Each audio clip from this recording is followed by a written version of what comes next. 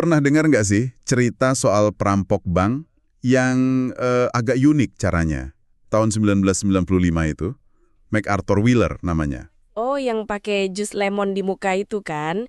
Karena dia pikir bisa bikin nggak kelihatan di kamera. Iya, persis. Dia lumurin wajahnya pakai jus lemon, yakin banget itu bikin dia invisible gitu buat CCTV. Terus ketangkep dan dia kayak, lo kok bisa ketahuan gitu kan? Bener-bener syok dia. Nah, itu dia. Pertanyaannya jadi, gimana caranya seseorang bisa seyakin itu sama sesuatu yang, ya ampun, jelas-jelas salah kaprah gitu? Cerita ini emang lucu sekaligus bikin mikir ya. Tapi ini membuka pertanyaan yang lebih gede lagi, yang mungkin Anda juga sering temui. Kenapa ya orang yang katakanlah kemampuannya kurang atau biasa aja, seringnya malah yang paling percaya diri? Banget. Pasti pernah lah ya ketemu orang begitu, temen atau kenalan gitu, ngomongnya paling kenceng, paling yakin, tapi ternyata keliru. Nggak sadar gitu loh mereka. Betul. Dan ini tuh bukan sekedar, oh orangnya emang gitu. Ada penjelasan psikologisnya. Ada semacam, jebakan pikiran, bias kognitif lah istilahnya. Bias kognitif, maksudnya? Jadi kita tuh sering salah menilai kemampuan diri sendiri. Terutama, nah ini kuncinya, terutama pas kita baru tahu sedikit soal sesuatu. Jadi kayak ada ilusi superioritas gitu yang kita nggak sadar. Mari kita bedah lebih lanjut deh. Oke. Jadi ada penelitiannya ya soal ini? Ada, serius banget malah. Dua psikolog, David Dunning sama Justin Kruger. Tahun 1999 mereka neliti ini. Mereka uji partisipan di tes soal tata bahasa, selera humor, logika, macam-macam lah. Terus hasilnya gimana? Pasti mengejutkan ya? Banget. Hasilnya tuh konsisten di semua tes itu. Dan terus terang ya, lumayan bikin melongo sih. Tunggu. Jadi apa temuan utamanya?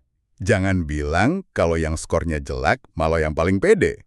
Haha, Anda udah nebak duluan. Persis. Mereka yang skornya paling rendah di tes-tes itu justru kelompok yang paling tinggi menilai kemampuan mereka sendiri. Paling gede rasa kalau bahasa gaulnya. Wah, kebalik banget sama logika umum ya.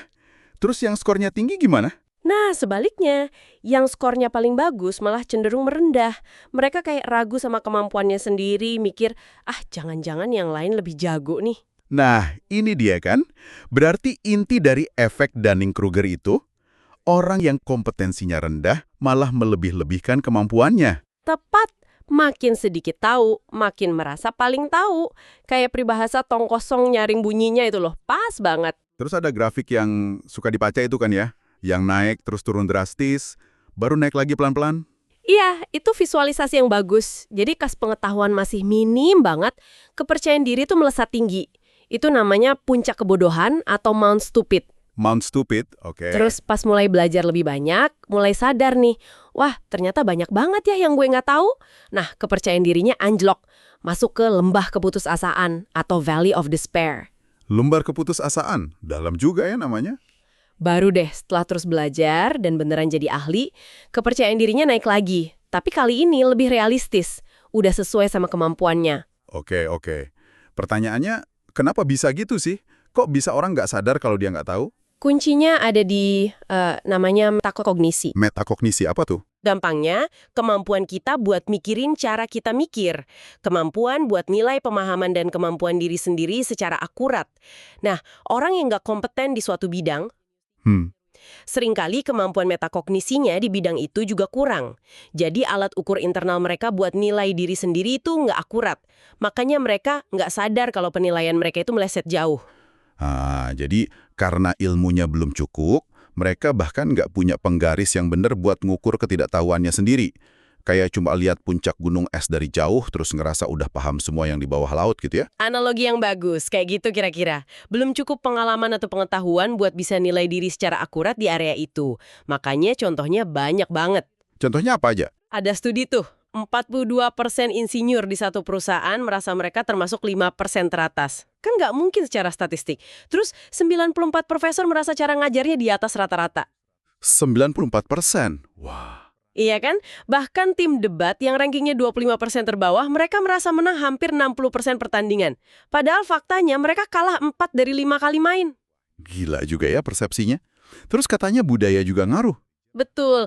Menariknya, ini nggak sama di semua tempat. Ada nuansa budaya. Di Amerika misalnya, studi nunjukin 93% orang merasa nyetirnya lebih baik dari rata-rata. 93%? Hampir semua dong. Bandingin sama Swedia, cuma 69%. Beda kan? Nah, sebaliknya di Jepang cenderung ada budaya buat merendah. Justru itu dilihat sebagai motivasi buat terus belajar. Yang jadi agak, menyedihkan mungkin ya, itu paradoksnya. Seringkali yang paling kenceng ngomong, paling pede tampil, malah yang pemahamannya paling cetek. Iya, suara mereka paling didengar. Dan celakanya, karena udah merasa paling tahu, mereka juga jadi yang paling susah buat belajar hal baru atau nerima masukan. Sementara yang beneran ahli, yang kompeten, Malah diem, ragu-ragu, mikir orang lain lebih hebat. Ini jadi wawasan penting nih. Ruang publik kita, apalagi di medsos ya, bisa jadi lebih sering didominasi suara orang yang kurang paham, cuma karena mereka paling pede.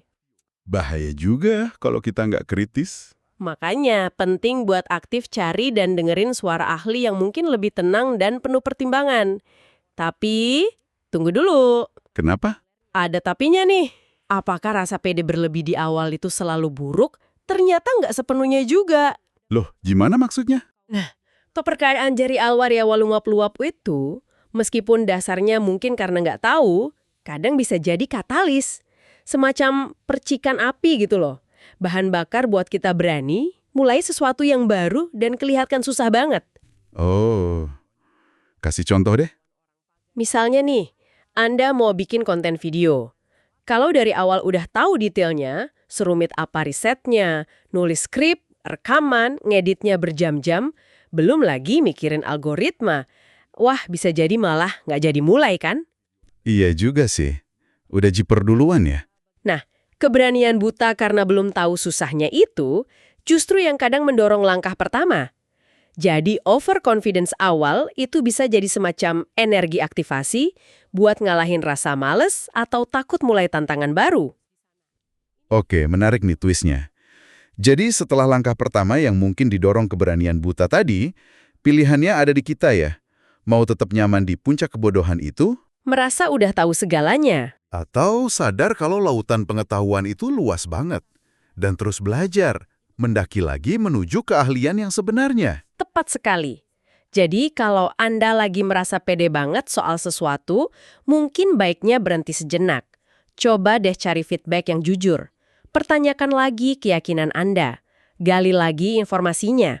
Belajar terus ya intinya. Iya. Dan membandingkan diri sama orang lain secara realistis, itu juga bisa jadi cara kalibrasi. Kapan kita bisa percaya insting, kapan kita butuh masukan dari luar. Keterbukaan buat belajar sama nerima kritik, itu kuncinya. Jadi ironis ya kesimpulannya, bias kognitif yang bikin kita ngerasa jago di awal, mungkin malah itu percikan api yang kita butuhin buat mulai perjalanan jadi ahli beneran. Bisa jadi. Tantangan sebenarnya mungkin bukan menghindari puncak kebodohan itu toh, mungkin semua orang pernah ngalamin. Tapi gimana Anda navigasi perjalanan setelah sadar kalau gunung es pengetahuan itu jauh lebih besar di bawah permukaan air? Jadi gimana kalau ilusi awal itu, kalau kita kelola dengan benar, justru jadi kunci buat membuka potensi kita yang sebenarnya? Menarik buat direnungkan.